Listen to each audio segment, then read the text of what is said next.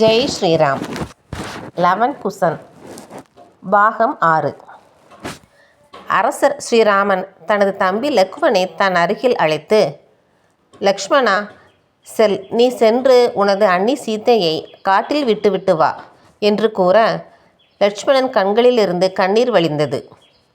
அண்ணா, இந்த காரியத்தை என்னால் செய்ய இயலும் என்று தோன்றவில்லை.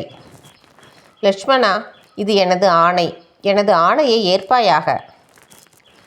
உத்தரவு அண்ணா என்று கூறி லக்ஷ்மணன் அங்கிருந்து சென்றான். சீதை அரண்மனையை விட்டு வெளியேற்றப்படுகிறாள் என்ற உண்மை ராஜமாதா அனைவருக்கும் தெரிய வந்தது. அவர்கள் அனைவரும் மிகுந்த வருத்தம் கொண்டனர். தன்னுடைய பிரியமான மருமகள் சீதை அரண்மனையை விட்டு வெளியேறி காட்டிற்கு செல்லப் போகிறாள் என்பதை அறிந்த ராஜமாதா கௌசல்யாவின் துக்கத்தை வார்த்தைகளால் விவரிக்க இயலாது. அவர் வேக வேகமாக அரசர் ஸ்ரீராமனின் அறைக்கு சென்றார். அவர் அரசர் ஸ்ரீராமனிடம், மகனே ராமா, என்னுடைய சீத்தையின் மீது எந்த தவறும் இல்லை. ஒரு முட்டாளின் பேச்சை கேட்டு அவளை காட்டிற்கு அனுப்பிவிடாதே. இத்தனை நாட்கள் அரண்மனையில் வாழ்ந்தவள் தனியாக வனத்தில் எப்படி வாழ்வாள்? வேண்டாம் ராமா, இந்த தவறை செய்யாதே என்று கண் கலங்கியவாறே கூற, தாயின் வார்த்தைகளும் அரசர் ஸ்ரீராமரின் மனதை மாற்றவில்லை. அவர் தனது முடிவில் தீர்க்கமாக இருந்தார். லக்ஷ்மணனுக்கோ தனது அண்ணனின் ஆணையை எப்படி நிறைவேற்றுவது என்று தெரியவில்லை. அதனை நிறைவேற்றும் தைரியம் அவனிடம் இல்லை.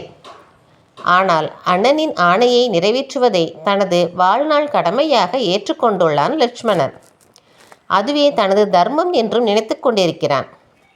இதுவரை தனது அண்ணனின் ஆணையை அவன் நிறைவேற்றாமல் இருந்ததில்லை. அதனால் அவன் தனது மனதை திடப்படுத்தி கொண்டான். தனது அண்ணி சீத்தையிடம் சென்றான். தாயே, அண்ணன் தங்களை காட்டிற்கு அழைத்துச் செல்ல வேண்டும் என்று ஆணையிட்டு இருக்கிறார். அங்கு சென்று ரிஷிகளிடமும் முனிவர்களிடமும் ஆசி பெற வேண்டும் என்றும் கூறியிருக்கிறார். ரதம் தயாராக இருக்கிறது. தாங்கள் சீக்கிரமாக கிளம்ப வேண்டும் என்று கூற, அதனை கேட்டு சீதை மிகவும் மகிழ்ச்சி கொண்டாள். ஆனால் லக்ஷ்மணன் உண்மையை தன்னிடம் கூறவில்லை என்பதை சீதை அறிந்திருக்கவில்லை.